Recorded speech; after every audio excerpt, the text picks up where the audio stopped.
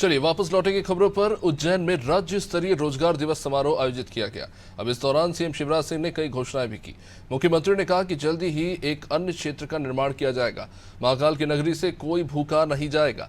मध्य प्रदेश की धरती पर गरीबों को पक्के मकान दिए जाएंगे। उज्जैन आध्यात्म का तो केंद्र है ही, अब उद्योगों का केंद्र भी बनने जा रहा है।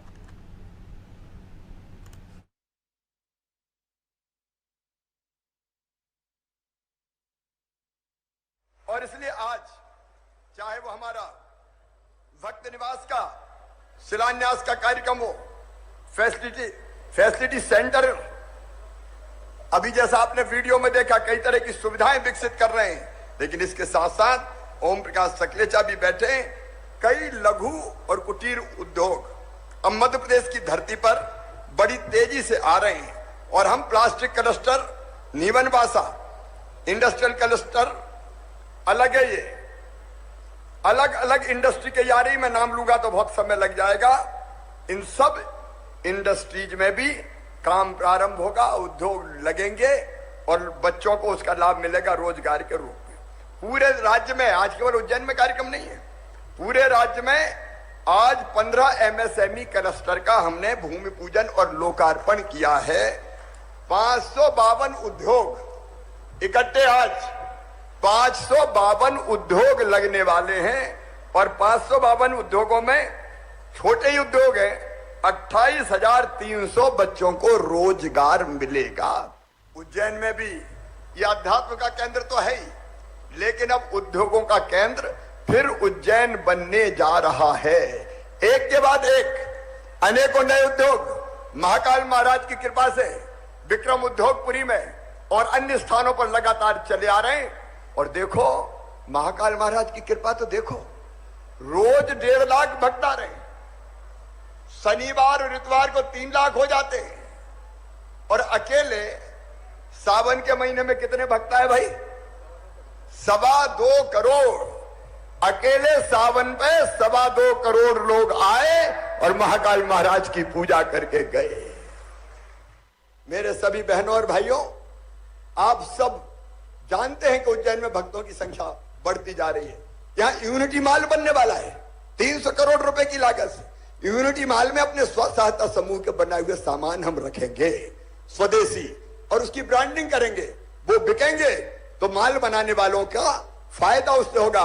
और बहुत जल्दी एक बहुत बड़े अन्य क्षेत्र का भी शुभारंभ, शिलान्यास करने में उज्जैन आऊंगा, ताकि आने वाले भक्तों को ठीक भोजन की व्यवस्था हो सके। अन्य क्षेत्र महाकाल महाराज की नगरी से कोई भूखा कैसे जा सकता है मेरे बहनों और भाइयों? कोई भूखा कैसे जा सकता है? और इसलिए हमारा जो काम है, भैया देखो मैं नेता वेता तो हूं नहीं, मन में एक ही साध है कि जब तक जान रहे अपने जनता की सेवा करता रहूं, उनकी जिंदगी बदलता रहूं। तो उस कोशिश पे हम लोग लगे हैं और उसके लिए आप सबका आशीर्वाद मिलता रहे, यही मेरी प्रार्थना है। हमने चलाई है मुख्यमंत्री भू आवासीय अधिकार योजना। गांव में पट्टे वितरित होना शुरू हो गए। शहरों में 2 मॉडल पे काम करेंगे हम, क्योंकि शहर में जमीन की कमी है। हालांकि एक बात और बताऊं, माफियाओं से हमने 23,000 एकड़ जमीन छुड़ाई है। माफिया थे जो गड़बड़ करते थे, कब्जे, इस जमीन पे भी कब्जा कर रखा था, ये सभी पे भी कब्जा कर रखा था, हटा दिया कब्जा और अब ये सारी चीजें बन रही है। एक तो वो जमीन जितनी हम छुड़ा रहे हैं, उस जमीन पे गरीबों के मकान बनाएंगे शहर में, और बाकी भी जो बरसों से रह रहे हैं उनको पट्टा देके मालिक बनाएंगे, और जिनके पास जमीन नहीं है तो अभी उपलब्ध करके मल्टी स्टोरी बना के रहने के कम से कम एक छोटे घर की व्यवस्था करेंगे उज्जैन में। और उज्जैन में नहीं, पूरे प्रदेश में और देश में महाकाल महाराज की कृपा बरसती है। आप सोचो, आज से 15 दिन पहले क्या हाल थे किसानों के? फसलें सूख रही थी, 1 महीने तक बारिश नहीं हुई थी, 1 महीने तक खेतों में दरारें पड़ रही थी, फसलें मुरझा गई थी, सूखना शुरू हो गई थी। और ऐसे में मुझे और कोई रास्ता नहीं दिखा सिवाय इसके कि शिवराज महाकाल महाराज की शरण में चले चल, वो ही इस संकट से बचाएंगे। और भावपूर्ण ढंग से आके हमने महाकाल महाराज की विद्वान पंडितों के साथ पूजा की और मैं सच कह रहा हूं, ये उन्हीं की कृपा है कि भरपूर बरसात पूरे मध्य प्रदेश में हो।